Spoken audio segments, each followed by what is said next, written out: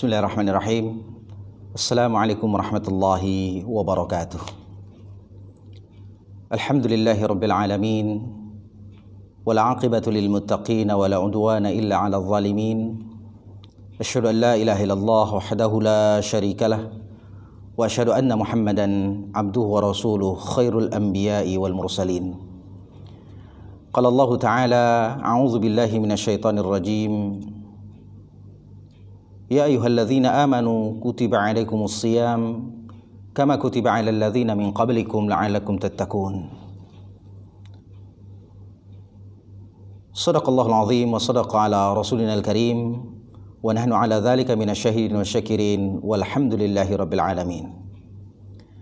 Puji dan syukur mari kita panjatkan pada Allah Subhanahu wa taala atas segala nikmat dan karunia-Nya kepada kita semua.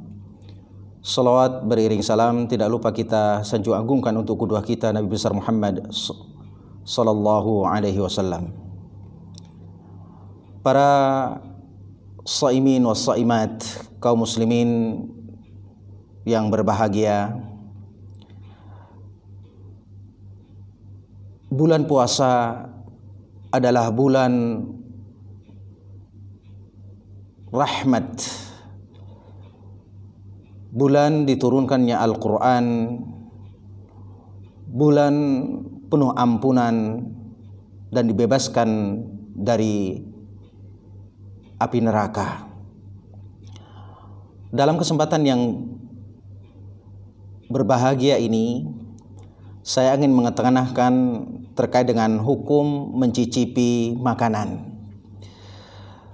Perlu kita fahami bahwa persoalan hukum adalah persoalan yang sangat urgen dan penting dalam persoalan ibadah kita kepada Allah Subhanahu wa taala. Wabil khusus adalah berkaitan dengan puasa Ramadan. Oleh karenanya, bagaimana hukum mencicipi makanan itu?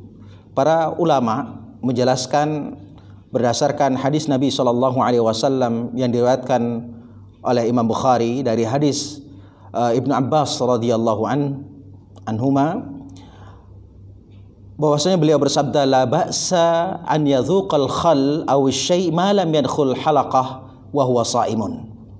Tidak mengapa mencicipi makanan atau mencicipi sesuatu selama itu tidak masuk ke dalam kerongkongan sementara dalam keadaan puasa.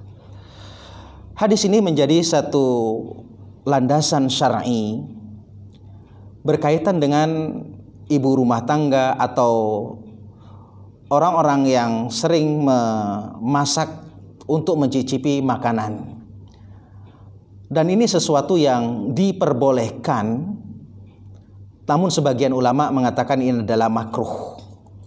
Kenapa demikian dikatakan makruh? Karena mengerjakannya adalah artinya tidak berdosa, tetapi meninggalkannya adalah berpahala. Sekalipun para ulama di sini nanti ada membagi makruh itu, ada makruh litanzih dan ada makruh litahrim. Makruh litanzih adalah makruh yang boleh dikerjakan karena berkaitan dengan persoalan adab dan etika. Maka untuk kehati-hatian kita dalam beribadah lebih baik untuk tidak mencicipi makanan itu, khawatir makanan itu atau bahan yang dimasak itu masuk ke dalam kerongkongan kita dan masuk ke dalam perut. Dan itu sesuatu yang diperbolehkan. Hukum sepertinya dan seperti orang memakan jengkol ataupun pete itu adalah hukumnya makruh. Tetapi makruh di situ adalah bukan sesuatu yang diharamkan. Artinya boleh dilakukan. Yang kedua adalah makruh li tahrim.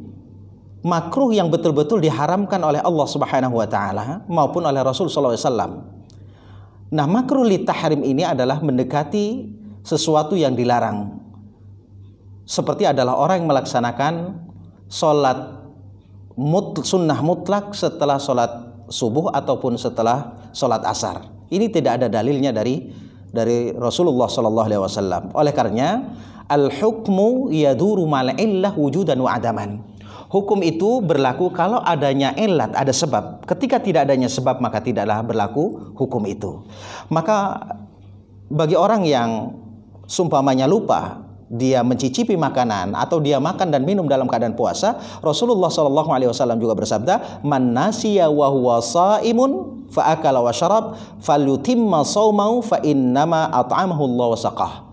Jadi itu adalah bonus dari Allah Subhanahu wa taala barang siapa yang dia lupa di dalam puasa sementara dia makan dan minum. Itu kata Rasulullah SAW, fa innama at'amahu Allah wa saqahu. Itu adalah diibaratkan Allah memberikan rizki kepadanya melalui makan dan minum itu.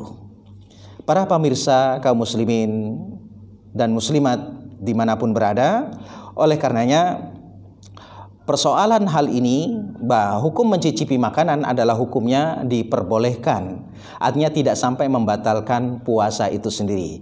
Karena sesuatu yang membatalkan puasa Ramadan kita jelas adalah makan dan minum dengan secara sengaja. Artinya kalau tidak mafhum mukhalafahnya, hukum sebaliknya adalah ketika dia tidak sengaja apapun yang dilakukan, maka itu adalah ma'fu anhu, dimaafkan oleh Allah Subhanahu wa taala. Para pemirsa kaum muslimin dan muslimat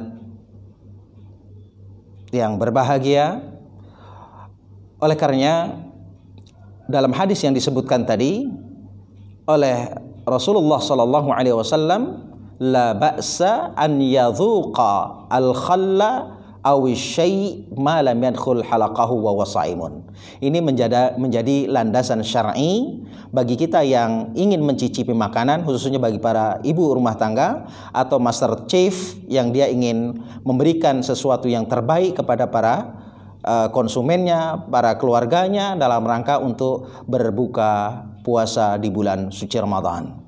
Oleh karenanya diperbolehkannya itu adalah dalam batas-batas tertentu, tidak sampai berlebihan, karena sesuatu yang berlebihan juga dilarang oleh Allah Subhanahu wa taala,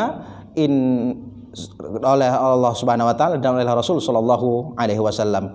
Oleh karenanya wala tusrifu innallaha la yuhibbul musrifin. Janganlah kalian berlebih-lebihan, karena sesungguhnya berlebihan itu adalah sesuatu yang dikutuk oleh Allah Subhanahu wa taala. Para pemirsa yang berbahagia, oleh karenanya hukum berkaitan dengan persoalan mencicipi makanan ini adalah sepertinya hukum yang sangat sederhana, tetapi jangan dijadikan sebuah landasan untuk berlebih-lebihan di dalam membolehkan sesuatu ataupun melarang sesuatu tanpa ada dasar syar'i yang ada. Karena kaidah yang saya sebutkan tadi, al-hukmu yaduru mal illa wujudan wa adaman. Hukum itu berlaku kalau adanya sebab, kalau tidak ada sebab maka tidaklah berlaku itu.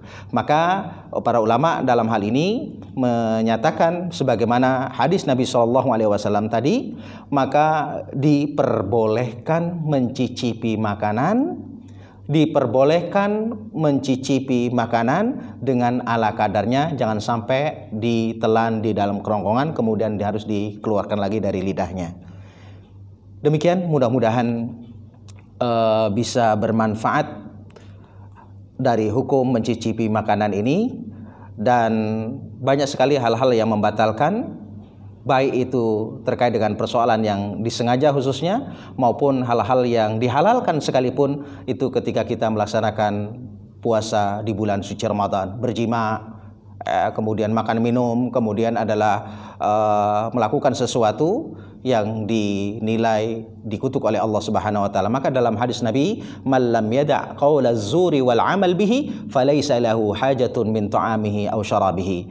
Siapa yang tidak mampu meninggalkan perkataan qatar, mencaci maki, hasad, iri dan dengki, maka puasanya adalah sia-sia dan tidak berpahala di sisi Allah kecuali adalah menahan dahaga dan lapar saja. Barakallahu fikum ajma'in wa fikum. Wassalamualaikum warahmatullahi wabarakatuh.